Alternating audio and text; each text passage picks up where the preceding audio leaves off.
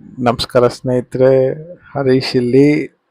ಇವತ್ತು ಬೆಂಗಳೂರದು special breakfast ತಿಂಡಿಯನ್ನು ತೋರಿಸೋಣ ಅಂತ ನಿಮಗೆ. ತುಂಬ ಟೇಸ್ಟಿಯಾಗಿರುತ್ತೆ. ಬಿಸಿಬೇಳೆ ಬಾತ್ ಹೇಗೆ ಮಾಡೋದು ಅಂತ ನೋಡೋಣ ಬನ್ನಿ. ನೀವು ಮನೇಲಿ ಟ್ರೈ ಮಾಡಿ, ಕಮೆಂಟ್ ಮಾಡಿ ಹೇಗೆ ಬಂತು ಅಂತ. ಬನ್ನಿ ಹೋಗೋಣ ರೆಸಿಪಿಗೆ.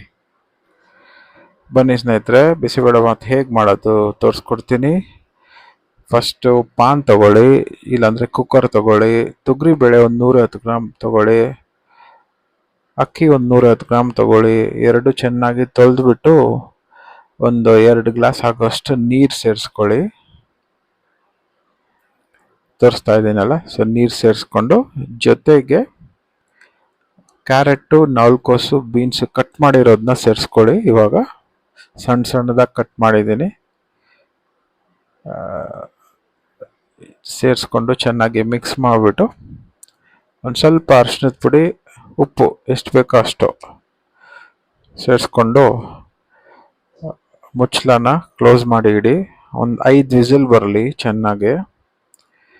5 ವಿಸಿಲ್ ಬಂದಿದ ತಕ್ಷಣ ಪಕ್ಕಕ್ಕೆ ತಿಟ್ಬಿಡಿ. ನೆಕ್ಸ್ಟು ಒಂದು ಪಾನ್ ತಗೊಳ್ಳಿ. ಪಾನಲ್ಲಿ ಎಣ್ಣೆ ಒಂದು 3 ಸ್ಪೂನ್ ಹಾಕ್ಕೊಳ್ಳಿ. ಜೊತೆಗೆ ಸಾಸಿವೆ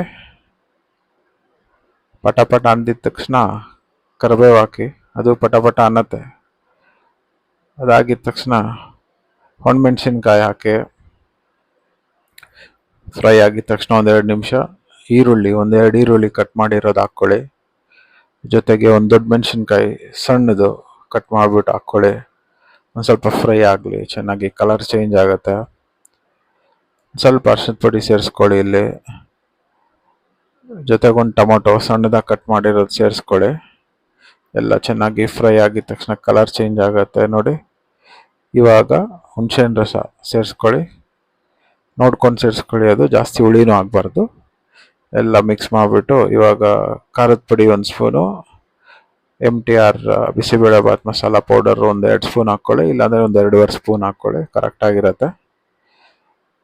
ಸ್ವಲ್ಪ ನೀರು ಸೇರಿಸ್ಕೊಳ್ಳಿ. ಒಂದು ಸ್ವಲ್ಪ ಹೊತ್ತು ಕುದಿಯಾಗ್ಬಿಡಿ. ಇದನ್ನು ಫೈನಲಿ ಇದ್ರ ಜೊತೆ ಮಿಕ್ಸ್ ಮಾಡ್ಕೊಂಬಿಡಿ. ಬೆಂದಿರೋ ಬೇಳೆ ಜೊತೆ ಚೆನ್ನಾಗಿ ಮಿಕ್ಸ್ ಮಾಡಿಕೊಂಡ್ರೆ ಆಯಿತು. ಲಾಸ್ಟಲ್ಲಿ ಉಪ್ಪು ಸ್ವಲ್ಪ ನೋಡ್ಕೊಳ್ಳಿ. ಆಮೇಲೆ 1-2 ಸ್ಪೂನ್ ತುಪ್ಪನೂ ಸೇರಿಸ್ಕೊಂಡು ಮಿಕ್ಸ್ ಮಾಡಿಡಿ. ಒಳ್ಳೆ ಸೂಪರಾಗಿ ಟೇಸ್ಟ್ ಇರುತ್ತೆ. ಮನೆಯಲ್ಲಿ ಟ್ರೈ ಮಾಡಿ ಹೇಳಿ ಹೇಗಿತ್ತು ಅಂತ. Thank you.